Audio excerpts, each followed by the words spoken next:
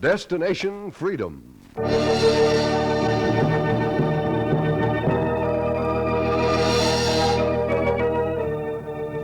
The Chicago Defender and station WMAQ bring you Destination Freedom, dramatizations of the great democratic traditions of the Negro people, interwoven in the pageant of history and a part of America's own Destination Freedom.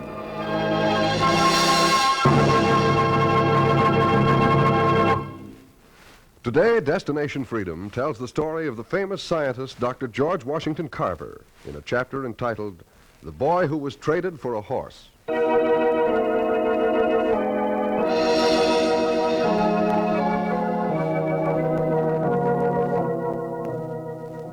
They never let him forget the horse. He was to remember the horse long after he'd forgotten his father and mother. For in a way, the horse was to set him free, if he were worth the horse. That was the question. Was one skinny, sickly little boy worth Farmer Carver's sturdy stallion? That was the question the slave stealers had stopped in a Missouri valley to decide. Let's see, Is this all you got, Farmer? A horse? Ain't you got no money? All I got's my horse. Ain't that enough? Hey, it don't look like a good trade, Tom. If you ask me... Who's asking it, Slim? The farmer's putting it up to me. The boy and his mother's mine, not yours. Now be quiet a minute. All right, Tom, all right. You settle it. Farmer, Yeah? open your horse's mouth. Let's see his teeth. Whoa, Pacer. Whoa. There. Well, And teeth look all right. Give him a whack, Slim. Turn him around. Oh. No knots on his legs. But, Tom, a slave boy will fetch a right good price in Louisiana. Won't he, Jackson? Sure he will, Tom. They're dying for slaves down in Louisiana. Sure, Will sure. you keep quiet? Farmer, you've been following us since we took the boy and his mother from his master. Now, what's she to you? it's my wife that wants them set free at any price. And what's the price? I'm just a cotton farmer. I don't have no money. Slim, Yeah, Tom? what do you think? Well, the horse ain't bad, ain't too old. But you being short-sighted, Tom. Yeah, Tom, in 10 years, the horse won't be worth nothing. Boy'll get more valuable as he grows. Then in 10 In years... 10 months, you fool, the wall will be open, the slaves will be free. Won't be able to sell them nowhere. We need another horse.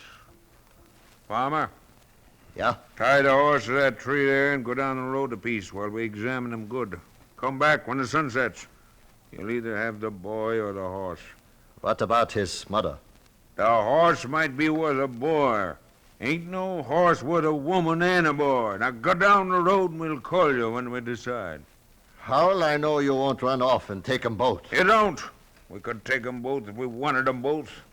Maybe we don't want 'em both. Come back in a little while and you'll have either the boy or your horse. Well, what you standing there for? The farmer went down the road, and when the sun set and the purple shadows crept over the valley, he came back toward the tree. He heard a horse galloping away. His horse was gone. The boy was there, small, thin, sick and shivering. Farmer Carver was disappointed. Is this what I gave my horse for? Well, don't lay there. Straighten yourself out, boy. You look like a question mark. At least live long enough so my old woman will know I did what she said. Lord, where'll I get another horse? Was the boy worth the horse? To Farmer Carver, it was a bad bargain. To his old woman, it was different. Martha! Martha! Ja, Moses? Well, they took the horse, but I got the boy for you. Where's Mary? You didn't bring Mary. The boy was all I could get. He won't live. He's sick. He's got to live. Oh, thank the Lord, Moses. Mary's boy's still alive. He's trembling, and the cold's tearing his little body to pieces. Oh, those miserable slave stealers. Get the doctor. And pay him with what? Answer me, woman. What'll we pay the doctor with? The bugs and the boll weevils eating us out of house and home, and now we got a Negro boy to contend with. He's Mary's child, and Mary was my best friend. She always helped us any way she could. Now I'll nurse her boy until he's well again. Yeah, then what'll we do with him? He'll stay here and live on the farm. He'll be a carver, like us. I'll call him George. George Carver. George. That horse would have helped plow the cotton crop. We live off the cotton. The boy'll never live to hear you call his name. George? Oh, George! George Carver! Supper's ready. Now, where on earth is that boy? Moses, will you stop eating a minute and tell me? Where he always spends his time. Out in the woods, picking up weeds and worms. I told you we should have kept that horse. Pass the butter. Now you know George has helped us a plenty around the farm since he's been here. You said so yourself. I've said he's growing up strange. Don't like it. He's a good boy, and you mustn't be so hard on him all the time. 10 years, and I'm no closer to him than on that first day. He's always a-planting something. Ain't there enough cotton for him to plant without him planting every weed he sees? He's lonely. Yeah, he's crazy. The neighbors say so. They hear him always talking to the flowers and turtles like he was one of them. Oh, George! George! And the questions he asks, he ain't normal. When I was a boy, I didn't give a hang what makes grasshoppers hop and what makes grass green. And the way he loves flowers, it ain't natural. Biscuits, please. He does have a feeling for anything that grows.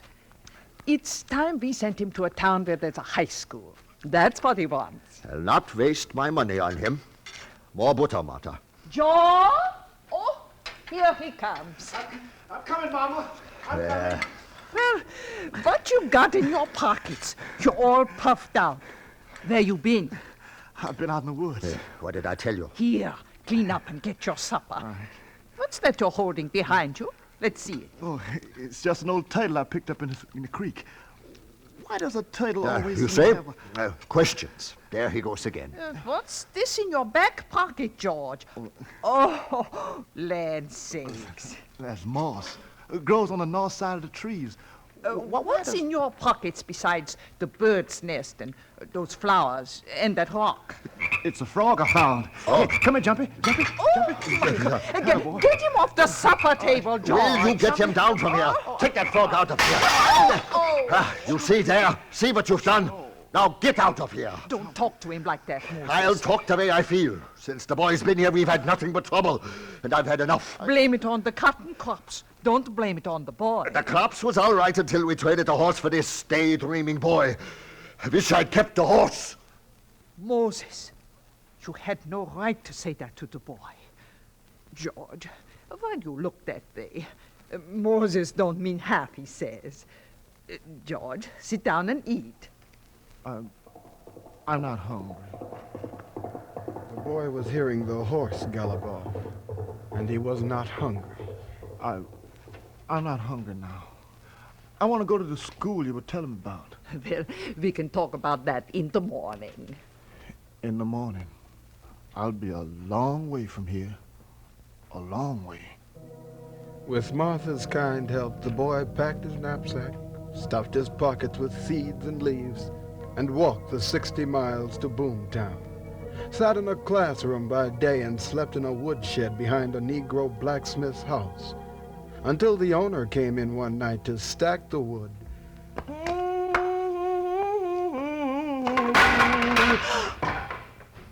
Who's in here? I see you in the shadows there. John, help! Somebody's in here! It's just me, ma'am. You? Who are you? Whose boy are you? Nobody's. I'm George Carver. Every boy is somebody's boy. What are you doing in my woodshed? I live here. You're a mean little thief. John, you hear me? Call the law. Please, I'm not a thief. I go to school. You'll go to jail and the devil for this. That's where you go. What would the likes of you be learning in school? To learn how to make things. What things? Oh, John, will you come out here? To make things, ma'am. Look, like this. What are you pulling out of your pocket? This, I made this. You made this? This is a flower. I mean, I grew it. Only God can make things grow. And I learned how from him. If you let me live in this shed while I go to school, will you? Emma, Emma, you call me, you in trouble? It's all right, John. All right. Rag him up in the woodshed and you say all right. What's he looking for? God. Oh. Well, I'll be frank with both of you. You won't find God in the woodshed on a cold night like this. Now, come on to the house and get some supper. The boy who had been traded for a horse came in for supper and stayed 4 years working with the blacksmith. He cooked and scrubbed and learned what the school had to teach him about the soil and the sun. His questions outgrew the town, and the blacksmith John and his wife Emma argued over where to send the orphan. Emma, I've already decided that George is going north to college. Isn't that right, George? Yes, I sent my application to Highland College in Emma. Running north when there's plenty work to be done right here in the South. What's his education for? There's nothing he can do here, Emma. Missouri ain't the place for him. All he's put in his head about plants and pollination and stuff's wasted, yep. I still say he shouldn't run away. And what'll his chemistry do for him in the cotton fields? Tell me. And besides, look outside. I'm looking. Come away from the door, George. The crowd's gathering again. What is it, Uncle John? It's been that way all day. What's the matter? A Negro was lynched in the next county. The fever's still running high.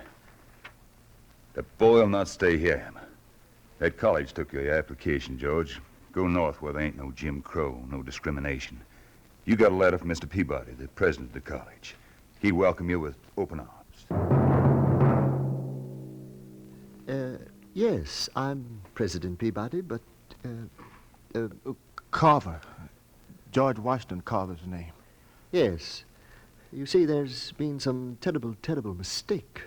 Your letter said to report to school today. Yes, but we didn't know you were a Negro. You should have told us. What's the difference? The difference is that we don't take Negro students. Never have. Oh? I'm sorry. Try some other college. You're sure you're the young man who applied to enter this college? Of course, I got your letter accepting my application. Let's see the letter. Here it is. You wanted to enter what school? I wanted chemistry. Oh, I'm so sorry. Our chemistry classes are filled. But I'd take botany to start off. That appears to be filled also. In fact, we just don't seem to have any place for you at all, Carver. Try another college. We're very sorry, Carver, but our quota's filled. We just can't accept Negroes and Jews. Sorry.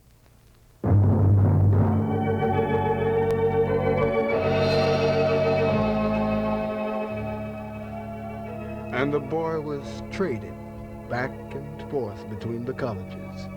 And in his head he heard the clatter of the galloping horse as the colleges weighed the question of whether he was worth admission, until he quietly entered Iowa State College and buried himself in books and laboratories. But in his pockets, the flowers still grew. And on the campus one day, he was stopped and questioned. Young man, what's that sticking out of your pocket? Oh, you mean this plant? Yes, may I see it? Certainly. I used to be an expert on these things. This, I'd say, is a Mencelia ornata. I didn't know the name of it. I noticed it because the nearest one grows quite a distance from the college. I picked it up on my way here. Well, then you live a long way from the school. No wonder you get here at all. Don't you like living in the dormitories? You haven't been here long, mister. Negro students are barred from the dormitories here. Oh, I see.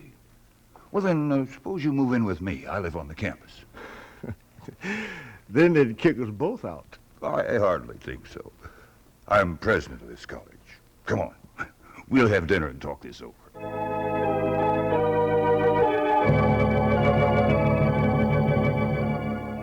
The boy again went to dinner and stayed 4 years to find the answers to his boyhood questions, to work in the field and laboratories, to learn the laws of the microbes and molecules. He had come to learn. He stayed to teach. He took his students out into the field and showed them how to reap and sow, showed them how to shuffle the molecules and change nature into a dozen different products. The word went around that he could raise corn on a wooden floor, that he was a magician with molecules and test tubes. Then President Wilson had a word with him. Professor Carver, we've gotten another telegram asking if we'll release you to work at another college. I thought I'd take it up with you. My answer's the same. Tell them all that this is where I'm staying. But the requests kept coming in. And one telegram came from the South. It said, Dr. Carver, we're trying to build a school for Negroes here in Alabama. We need help, trained scientific help. Signed, Booker T. Washington. And Carver remembered the clatter of the horse and the barren farm he grew from. And he saw how easily the crops grew in Iowa, and threw away the letters, until one said, Dr. Carver, if it's money you need, stay where you are.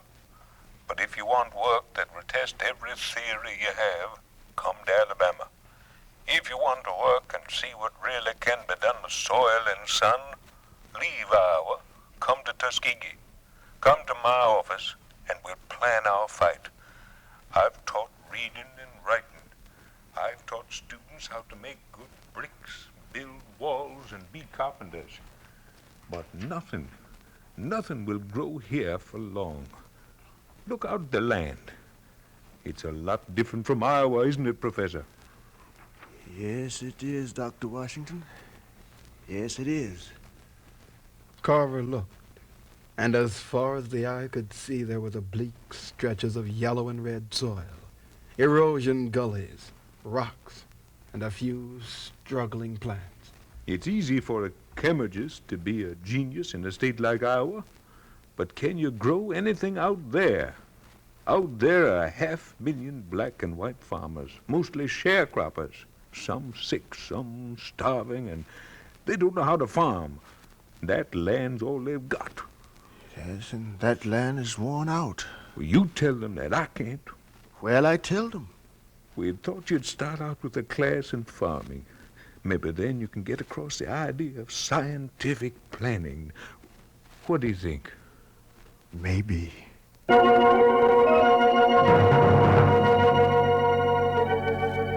new professor was worried. He looked around for a laboratory and found an empty room. There were no orderly test tubes, no trained assistants, but boys off the farms who gathered around the new teacher and waited. He told them, Before we go to the farmers, we'll have to build a laboratory here. And we'll search the fields and farmhouses and dump heaps for bottles we can use as test tubes. We'll gather hollow reed from swamps to make tubing. We'll pick up jugs, skillets, saucepans, anything. We'll weld the steel together and make plows. And then we'll go after the land. They gave him a small plot of land to work on. And the older farmers came by to look and laugh at the sight of a professor behind a plow. Yep. Well, bud, look at the Yankee professor showing us how to plow. Look at that. Hey, Professor, you got the horse hitched the wrong way. You ought to be where the horse is. That's right, man. The farmers laughed and laughed, but they stopped laughing when they saw the thin, stooped professor planting cowpeas between the furrows. Well, Professor, you didn't come down here to show us about planting cowpeas, did you? It's cotton we got to plant. Yeah. If you can tell us something about cotton, talk. Go If you ahead. can, don't waste time calling us out here. Yes, you're right. It's time I told you what I'm planting. It's time you found out you're in Alabama, not Iowa. It's cotton we need, not cowpeas. It's cotton I came to talk about. How much did your crops yield last year? Well, I'd say nigh on 2 bales. The year before this. About 6 bales then. Yeah. It's been going down each year. But it's the only cash crop we can raise around here. Ground's not good for nothing else. This ain't Iowa, Professor. Then you've got the answers to why I'm planting cowpeas in the ground instead of cotton. Huh? The ground around here is tired of cotton. It's got to have a rest. Let it rest this year, and it'll yield double next year. Oh, we heard that before from you, smart professor.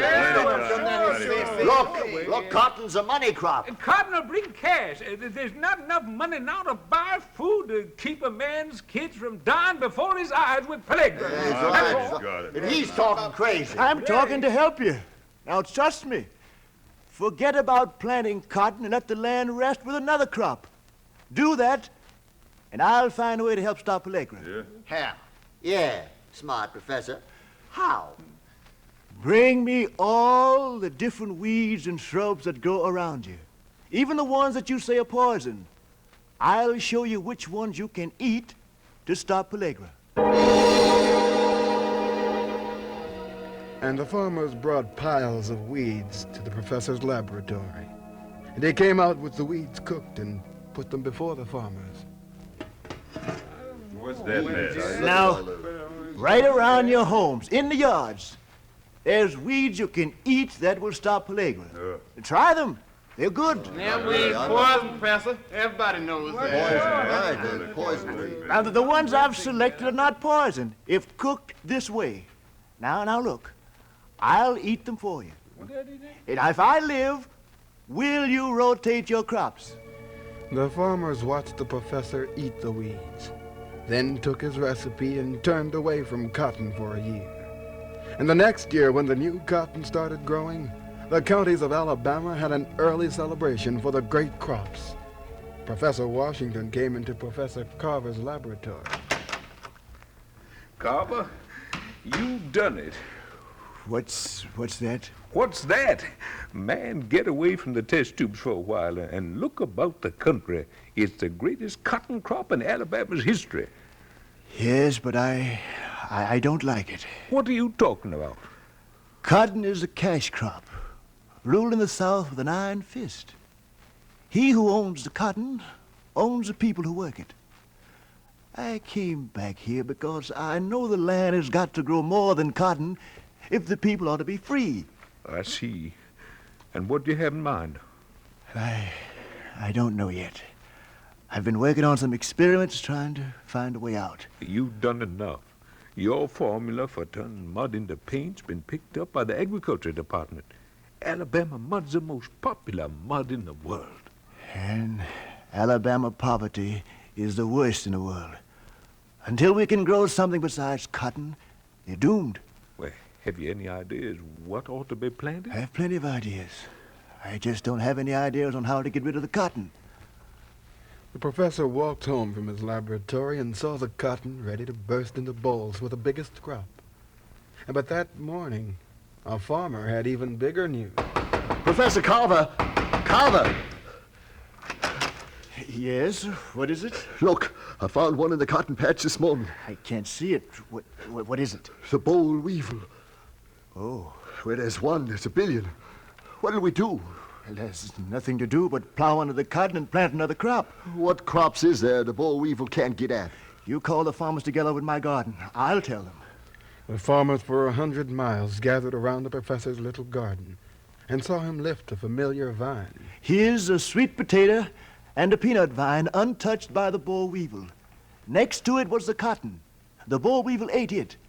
Now I say again, plow under your cotton, plant sweet potatoes and peanuts. Well, I don't know much about this peanut crop, but what can we lose? Boll weevil's got the cotton. I'll stake everything on the crops he's talking about. I'm willing. Me too. What can we lose? Yeah, I'll go along. I'm agreeing.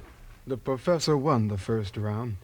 The farmers plowed under their cotton, sprinkled the ground with poison, and planted peanuts and sweet potatoes.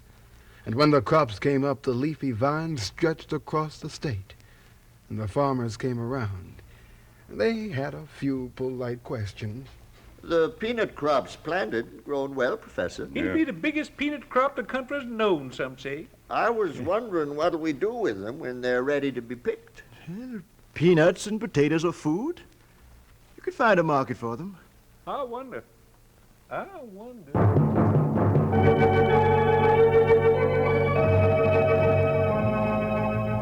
Professor Carver went back to his laboratory to reshuffle the molecules of the peanut and potato. But the crops were almost ready to harvest, and some were rotting in the field. Panic swept over the farms, and the farmers came over to visit the professor at his home. They threw open the door. There he is. There's a Yankee professor told us to plant peanuts. Come on, Professor. We want to talk to you. Yeah, you come out here. What do you want here? What have I done to you? You've made us sink everything we had in the fool's crop. Now the fields will rot with them. Nobody wants to buy peanuts, Professor. Oh, let him alone. Ain't his fault. Too many peanuts on the market already. We took his advice and planted them. Let's give them back to him. Wait, men, wait. I tell you, you did right by planting peanuts. And there's not enough on the market. Don't tell us. You tell the guys who buy them. Yes, thanks to you, we raised enough peanuts to supply a circus for 10 years. Look, farmer, there is more use for your crops than for circuses and for pleasure. I'm working on ways to use them. In a few more days, I'll have something that'll make them buy out all your crops. Give me a little more time. Time? I read where they're even planning to admit foreign-grown peanuts into the country tax-free. There's more peanuts than anybody will ever use. Give them to him, boy. Let me go back to my laboratory and finished experiments. I'll have something to make you proud of what you planted. Well, here's some you can have to work on. Hold up them bushels of peanuts, boys. Dump them on them. When the farmers had gone, the professor picked up the peanuts, took them to his laboratory, gave orders that no one was to come in. And for 6 days and nights they watched the light burn while he stripped down the peanut, took it to pieces, and began to rebuild. On the 7th day, he staggered out of the laboratory. Carver, are you all right? Very well, very well. Tell the farmers not to destroy the crop. Let me rest and wake me Monday. I am going to Washington.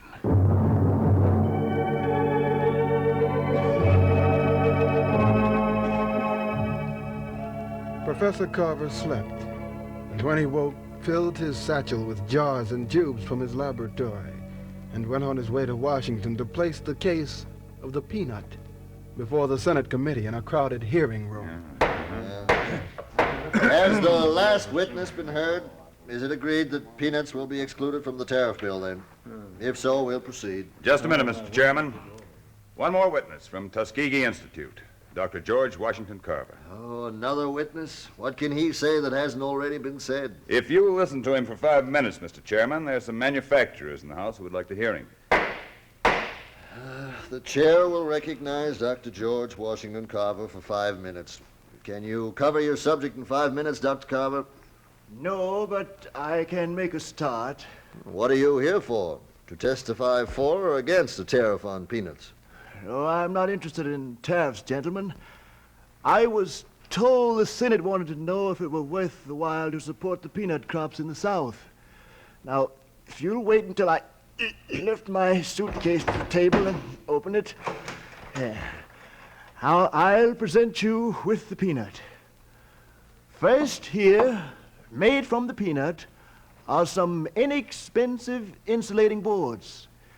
This is synthetic coffee, paper, flour, milk and cheese, plastics, stains, creams, powder, buttermilk, mucilage, ink, starch, tapioca.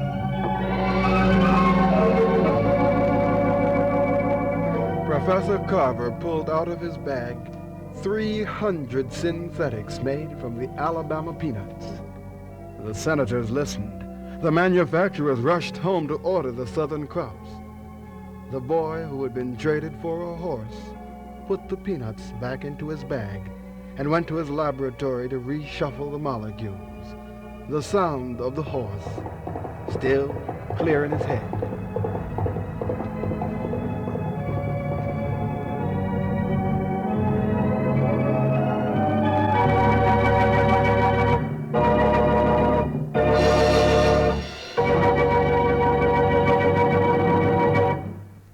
You have just heard Destination Freedom's dramatization of the story of Dr. George Washington Carver. It is brought to you by the Chicago Defender newspaper and station WMAQ. Destination Freedom is written by Richard Durham and produced under the direction of Homer Heck.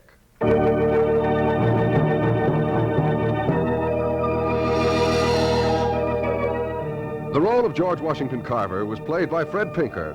Others were Hope Summers, Gladys Williams, Oscar Brown, Ken Griffin, George Kluge, and Arthur Peterson. The special music was written by Emil Soderstrom and played by Elwyn, Owen, and Bobby Christian. This is Hugh Downs, inviting you to be with us again next week at this same time.